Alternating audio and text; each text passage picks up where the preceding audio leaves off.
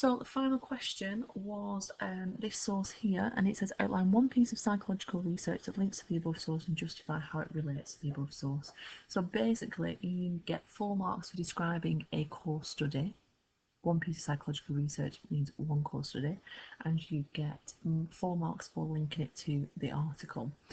So you need to describe the Baron-Cohen study. So you're going to have to start off with one piece of psychological research that links to the above source is Baron-Cohen, as they aimed to investigate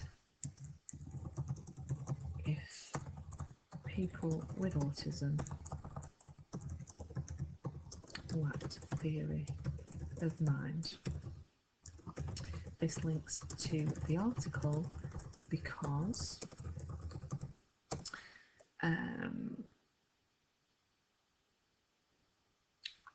well, let's have a see.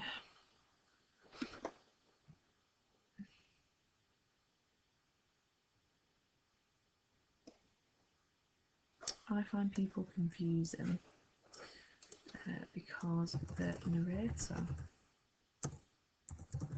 of the article states they find people confusing, and it discusses not understanding the meaning of a facial expression of raising one eyebrow, which indicates that they lack theory of mind. Baron-Cohen sampled 16 people with autism, 50 normal people. So, in fact, we need to put that in. Baron-Cohen tested 16 people with autism, 10 with Tourette's, and 50 normal people on the eyes task, which required participants to identify the thought or feeling demonstrated by 25 sets of black and white 10 by 15 centimetre eyes from just above the eyebrows to the bridge of the nose in 5 seconds. Was it 3 seconds? Was it 3 seconds? Was it 5 seconds? 5 seconds? In 5 seconds, by selecting either a target or foil words such as serious and playful that were semantically opposite to each other.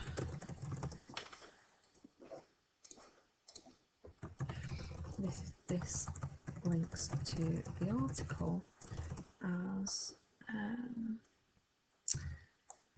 it discusses the raised eyebrow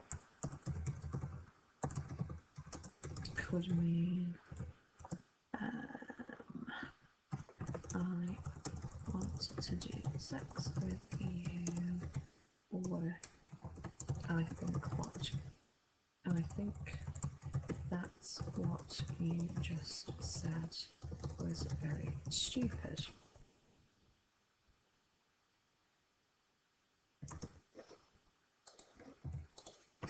It was found that people with autism scored significantly lower, gaining a mean score of 16.3 compared to the normal Tourette's group. So that was 20.4, and that was 20.3.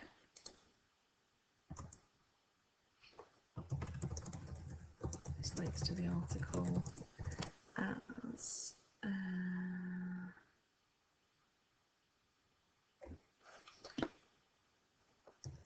as it shows that people with autism, like theory, people with autism cannot interpret facial expressions and show theory of mind, which they find too complicated to work out in a few seconds. Right, let's see if that's got all the marks. So, one piece of psychological research is Baron Cohen, who aimed, so we've got the aim in there. We've got the sample. Baron Cohen. Let's just put used a quasi experiment, because we've got to put the method in there, and tested. So we've got the method and we've got the sample. Right there, we've got the procedure here, which is enough procedure there really. Just check that because I'm not sure if it's 5 seconds or 3. This links to, okay, we're not doing that. So then we've got the findings. It was found, which is there. And then, so we've got 1, 2, 3, we've got 4 marks there. And then we've got links to the article because the narrator says all this stuff. This links to the article, we've got that bit there. This links to the article, people can't interpret facial expressions, too much to work out in a few. And then showing theory of mind.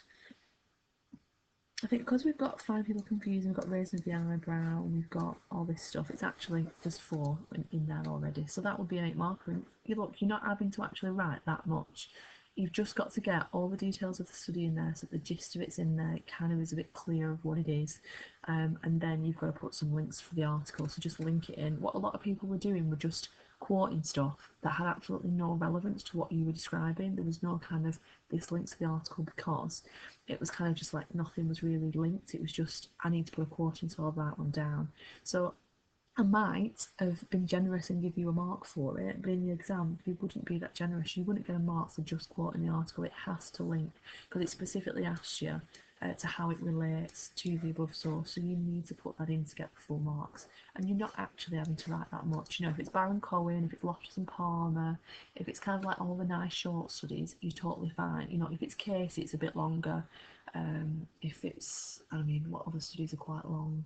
If it's Banjora, obviously they're really long studies, you'd probably write a bit more, but actually for these ones, they're usually quite nice, which questions they ask you.